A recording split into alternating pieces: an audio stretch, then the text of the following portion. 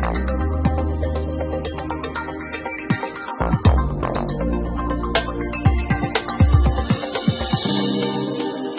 there was this student who emailed me her cover letter and resume. It was just a few days ago, right? And in the email, she asked me to help her to make her resume and cover letter better, make changes to it, such that she can get a job in a consulting firm.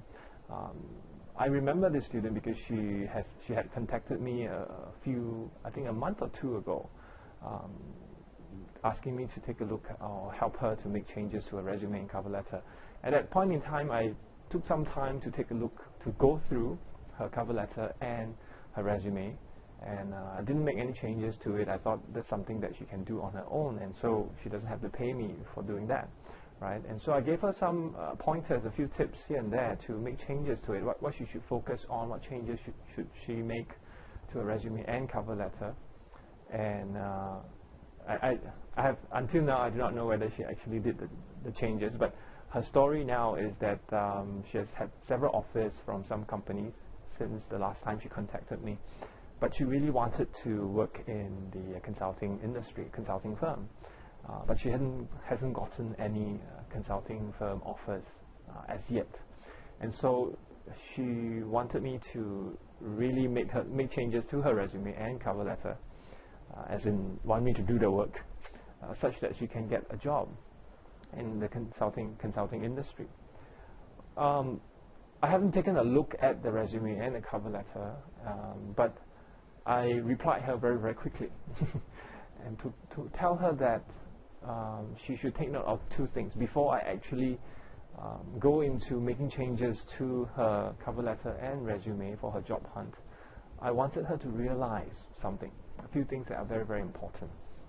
It seems to me that she thinks that the problem of her not getting a job or an interview or any opportunity in the consulting industry is because there's a problem with a cover letter and a resume. Of course, the cover letter and resume does play a part, but as I've always taught in my classes, right, companies will only hire, bosses will only want to hire someone if they have a problem. And if they call you up for an interview, they give you an opportunity of an interview, and they eventually give you a job offer, it just means that they think that you can help them solve a problem, that you have value to them, they have value to them, value to the team, value to the company, right? And so consulting industry, to be a consultant, business analyst, consultant, whatever it is, right?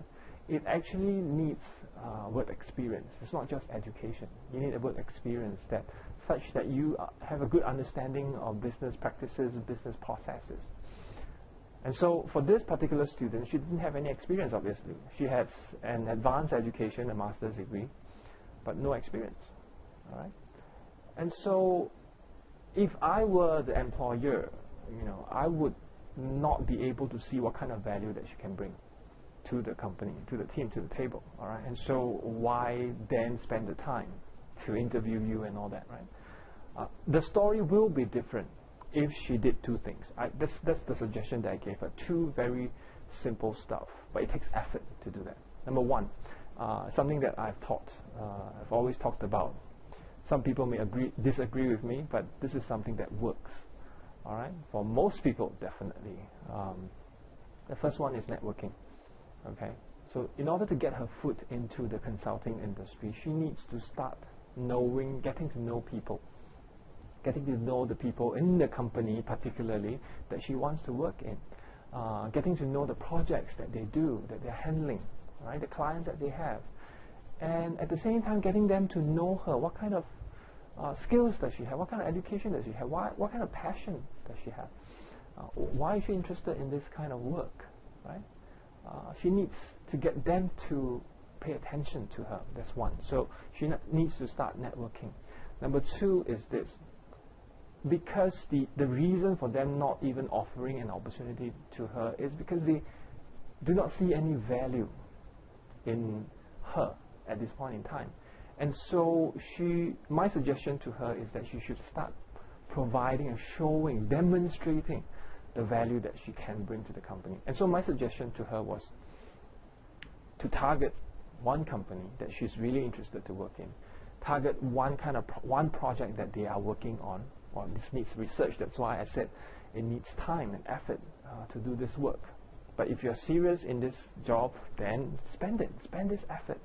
And at the end of the day, even if you don't get the job, you are the one who will benefit from it. Trust me, right? So get to know this company, the project they're working on, the team that's on it, who's the project manager, okay? And then come up with a report, some kind of research, something that is valuable to the project, that shows that you have done work, shows that you have the kind of requisite skills to be involved with such a project. Do this report, this article, whatever you write. Okay, doing a report is perhaps one of the easy ways, right? And submit it to the project manager without asking for anything in return.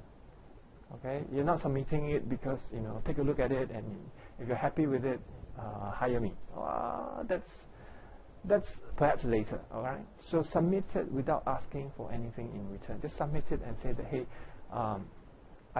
I took some time to do this report for you. I thought it might be useful for your project. I would be interested to be involved if you think that my work is good enough for you, right? So I think by doing these two things, I think she would be able to, this particular student will be able to get her foot in the door. At least they will start to pay attention to her and be able to think about, oh wow, even before getting a job, she's already so interested. She's already demonstrating that she is putting in the effort. She's committed to it.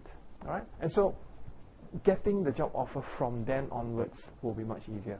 And from there, her cover letter and her resume will play a much keener role, all right, after she got her foot in the door. Okay? So very, very simple 2 points. I hope that might be useful to you as well, even as you go about looking for a job after graduation. I know this is the time, this is June in 2011, so this is a time when a lot of students are graduating from university, apart from those who are still in university looking for internship and summer jobs. All right. So until next time, I'll see you again. Bye.